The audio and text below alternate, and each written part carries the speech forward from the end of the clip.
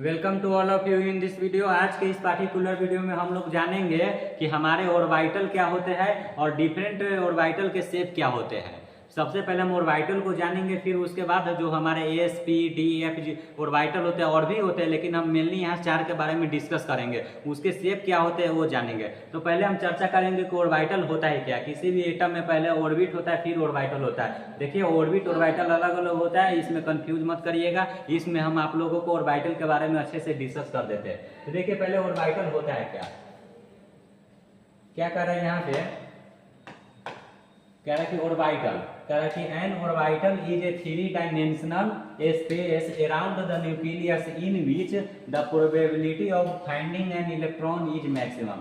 क्या कह रहा है कि जो हमारा ऑर्बिटल है एक 3-डायमेंशनल स्पेस है किसी एटम में, जो न्यूक्लियस के चारों ओर रहता है, और इसी स्पेस में हमारे मैक्सिमम इलेक्ट्रॉन पाने की संभावना होती है। आप बोलिएगा सर संभावना क्यों? क्योंकि देखिए, आप इलेक्ट्रॉन हमारा मूविंग कंडीशन में होता है, एनी टाइम वो मोशन करते रहता है, तो आप उसको एग्जैक्ट पोजीशन को नहीं बता सकते, लेकिन संभावना लगा सकते कि इस यहाँ से यहाँ के बीच में होगा। मान लीजिए कि आप यहाँ से घर के लिए निकलना स्टार्ट किए, तो आधे घंटे बाद आपका पापा क्या गेस करेंगे कि मेरा बेटा यहाँ तक पहुँच चुका होगा। ये नहीं बता सकते कि एग्जैक्ट आप वहीं पे होंगे। तो यही कहता है कि प्रोबेबिलिटी मतलब आप संभावना कर सकते हैं, चांस कर सकते हैं कि यहाँ पे इलेक्ट्रॉन होगा। वही होता है जो हमारा ऑर्बिटल होता है कि स्पेस होता है न्यूक्लियस के चारों ओर, जिसमें हमारा क्या होता है मैक्सिमम इलेक्ट्रॉन पाने की संभावना होती है। तो ऑर्बिटल समझ चुके होंगे। अब बात आती है शेप ऑफ एटॉमिक ऑर्बिटल, फिर उसके बाद एसपीडीएफ पे उसके शेप पे चर्चा करेंगे। तो टॉपिक क्या है, शेप ऑफ एटॉमिक ऑर्बिटल। कह रहा है कि the shape of orbital is found by finding the probability of the electron in that orbital of different around the nucleus and representing by the density of point। वही कह रहा है कि shape of orbital होता है वो हमारा ऐसा ऑर्बिटल होता है जिसमें हमारा मैक्सिमम इलेक्ट्रॉन पाने की संभावना होती है। ये हमारे एटम में न्यूक्लियस के चारों ओर होती है by the density of point. आगे के पॉइंट देखते हैं क्या कर रहा है। देखिए, इसमें एक टर्म आएगा आप लोगों को नोड। तो मैं नोड को पहले क्लियर कर देता हूँ कि ये नोड क्या होता है। अक्सर देखिएगा कोई नोड को इग्नोर करके पढ़ाने का स्टार्ट कर देते, नहीं। हम एक एक टर्म के बारे में जानेंगे, अच्छे से एक्सप्लेन करेंगे, तभी आगे बढ़ेंगे, जिससे आपको आगे चल के कन्फ्यूजन हो। तो नोड हमारा एक टर्म आता है इसमें। आखिर ये नोड है क्या? कह रहा है कि some orbital a region of space within it where probability of finding electron is 0 is called node. क्या कह रहा है कि जो सम ऑर्बिटल होते हैं, कुछ जो ऑर्बिटल होते हैं उसके रीजन होते हैं, उसमें कुछ स्पेस होते हैं, उस स्पेस में हमारे इलेक्ट्रॉन के पाने की संभावना 0 होती है। समझ चुके होंगे। मान लीजिए कि आपको एरिया होगा जिसमें कहते होंगे कि 6 बजे के बाद इसमें कोई इंसान नहीं देखने को मिलेगा, मतलब वो एरिया हमारा बंद हो गया है। तो वही होता है कि आप संभावना करते होंगे कि इस एरिया में इस टाइम पे कोई आदमी नहीं होगा। तो वैसा ही हमारे सम ऑर्बिटल जो होते हैं उसके कुछ स्पेस के कुछ रीजन होते हैं, उसमें हमारे इलेक्ट्रॉन की पाने की संभावना बिल्कुल 0 होती है। उसी को हम क्या बोलते हैं, नोड बोलते हैं। तो नोड पॉइंट समझ चुके होंगे। अब देखिए, यहाँ पे हमारे कुछ सबसेट है। सबसेट है क्या है, एस है, पी है, डी है, एफ है, और भी होते हैं, लेकिन हम यहाँ पे mainly S P D F के शेप के बारे पे डिस्कस करेंगे। देखिए, यहाँ पे ऐसे होगा, मैं यहाँ पे मैच कर देता हूँ। एस का हमारा ये होता है, देखिए एस है, पी का हमारा ये वाला है, डी का हमारा ये वाला है, एफ का हमारा ये वाला। ये मैंने सबसेल का नाम आप लोगों के सामने मेंशन किया है और यहाँ पर भी लिखा हुआ है। तो क्या कर रहा है कि इसमें जो हमारे होते हैं मैक्सिमम 2 इलेक्ट्रॉन होते हैं, ठीक है। यहाँ पे मीन्स 2 बॉक्स बनेगा, ठीक है। आगे देखिए क्या कह रहा है,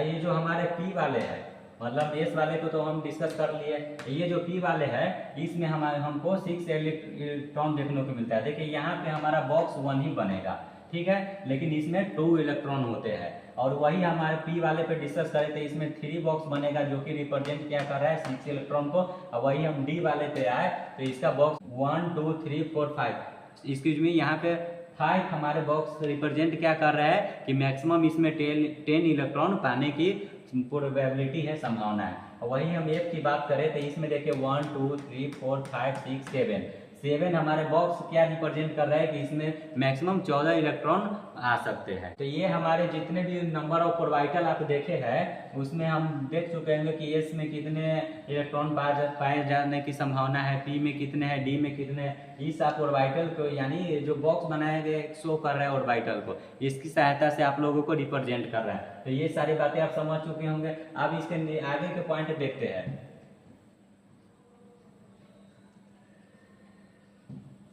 देखिए अब हम लोग चलेंगे शेप ऑफ एस ऑर्बिटल, जो कि हम आप लोगों को बताया है कि हम S P D F mainly ये 4 पे इनके शेप के बारे में डिस्कस करेंगे।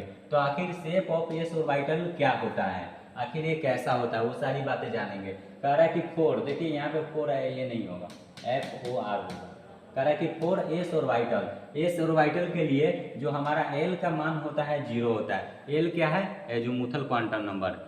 मैंने एक वीडियो आप लोगों को दिया है जिसमें पूरा क्वांटम नंबर के बारे में डिस्कस किए हैं। और कह रहा है कि hence m can have only 1 value, और जो हमारा m का वैल्यू होता है केवल 1 होता है। This means that the probability of finding the electron in S orbital is same in all direction. कह रहा है कि इन दिस मीन मतलब इसका मतलब जो हमारे इलेक्ट्रॉन को पाने की संभावना होती है वो क्या है कि इलेक्ट्रॉन की पाने की संभावना एस ऑर्बिटल में जो होती है सेम इन ऑल डायरेक्शन, वो हर डायरेक्शन में हो सकती है। वही कह रहा है हमारे इस डायरेक्शन में जाइए तो उतना ही रहेगा, उस डायरेक्शन में जाइए तो इलेक्ट्रॉन की पाने की संभावना उतना ही रहेगी। वही कह रहा है कि सेम इन ऑल डायरेक्शन, किस में, हमारे एस ऑर्बिटल में। आगे क्या करा कि इन अदर वर्ड, दूसरे शब्दों में बोले तो S orbital are spherically symmetrical. Spherically मतलब कुछ इस प्रकार का होगा, देखिए यहाँ पे बना रहे हैं। अरे भाई आप लोग बॉल देखे होंगे ना, फुटबॉल जिसको पैर से खेलते हैं, वही हमारा एक प्रकार का स्फेरिकल है, जिसको मोड़ने पर वो पूरा सिमेट्रिकल हो जाता है। वही कह रहा है कि जो इन दूसरे वर्ड में हम कहना जाए तो एस ऑर्बिटल का जो शेप होता है स्फेरिकली सिमेट्रिकल होता है। क्या कह रहा है कि the S orbital exist in X Y Z, यहाँ पे कोमा होगा। मान लीजिए कि 3 डायमेंशन है तो हर डायरेक्शन में पानी की संभावना है, तो वो 3 डायमेंशन से क्या शो करता है, 10 S orbital exist in X Y Z. ये एक्स वाई जेड एक्सिस में हमारा लाइज करता है, एग्जिट करता है। The number of node in S orbital is obtain by n-1।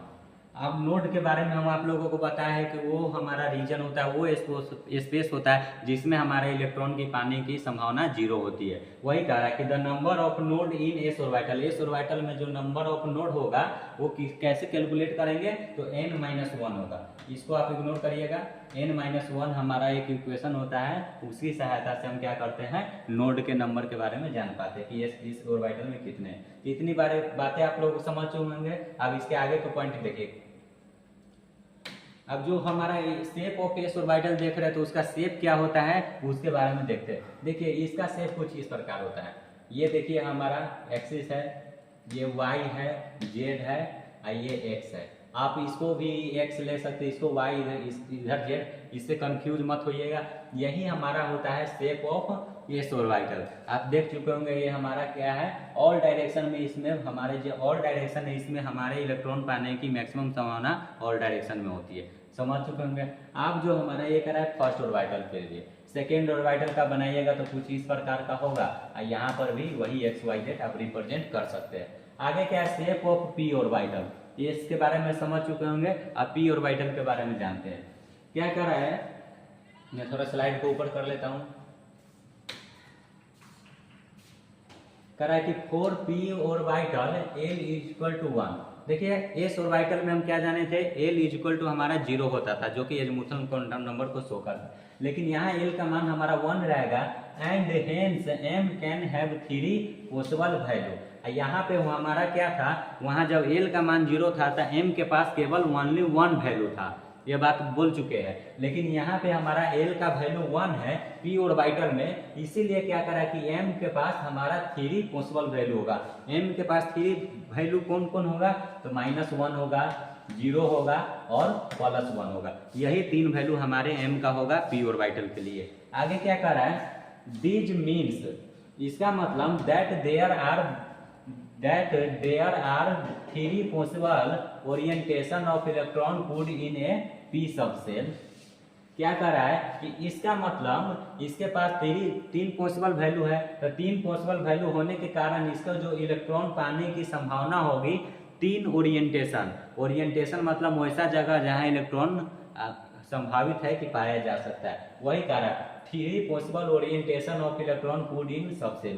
P subshell में हमारा 3 ओरिएंटेशन वैसा होगा जहां पे मैक्सिमम इलेक्ट्रॉन पाने की संभावना होगी, क्योंकि 3 वैल्यू इसके पास है। These their orientation of a p subcell are px, क्या करें कि these 3 orientation of a p subcell are px py pz। यहाँ पे देखिए आप कोमा लगा दिए है, आप समझ जाइएगा। कह रहा है कि जो हमारे 3 ओरिएंटेशन होंगे जहाँ पे इलेक्ट्रॉन पाया जा सकता है पी सबसेल में, वो क्या है, px है, py है, pz है। इसी को हम एक्सिस के रूप में शो करते हैं, या हम क्या लिख सकते हैं p1 p-1 0, क्योंकि इसके पास 3 वैल्यू है। 3 वैल्यू क्या है, -1 0 +1। देखिए इसके शेप के बारे में डिस्कस करें तो कुछ इस प्रकार का होता है। इसके बारे में तो समझ चुके होंगे, अब इसके बारे में थोड़ा समझ लीजिए। ये देखिए हमारा एक्सिस है, यहाँ पे y शो कर रहा है, यहाँ पे z शो कर रहा है, यहाँ पे x शो कर रहा है। ये देखिए हमारा शेप होता है p ऑर्बिटल का। इस ऑर्बिटल का सिर्फ हम सर्कुलर जाने थे, उसमें हमारे चारों डायरेक्शन में इलेक्ट्रॉन पाने की संभावना होती है। अब ये देखिए हमारा कुछ इस प्रकार का भी होता है, इसमें हमारा देखिए इस एक्सिस ये यहाँ y शो कर रहा है, यहाँ x शो कर रहा है, यहाँ z शो कर रहा है। ये हमारा पूरा हॉरिजेंटली है जो कि y एक्सिस में है, ये हमारा x एक्सिस में, देखिए ये हमारा x एक्सिस में है, ये y एक्सिस में है, ये हमारा z एक्सिस में इसका शो कर रहा है। तो यही हमारा होता है। देखिए ये क्या क्या कर रहा है, px के लिए, py के लिए, pz के लिए, क्योंकि हमारा pz क्या बता रहा है कि z एक्सिस पे हमारा इलेक्ट्रॉन है, मतलब ये हमारे स्पेस है जहाँ पे हमारे मैक्सिमम इलेक्ट्रॉन पाए जा सकते हैं। तो देखिए हम क्या बोले थे कि एस पी डी एफ चारों के बारे के शेप के बारे में डिस्कस करेंगे।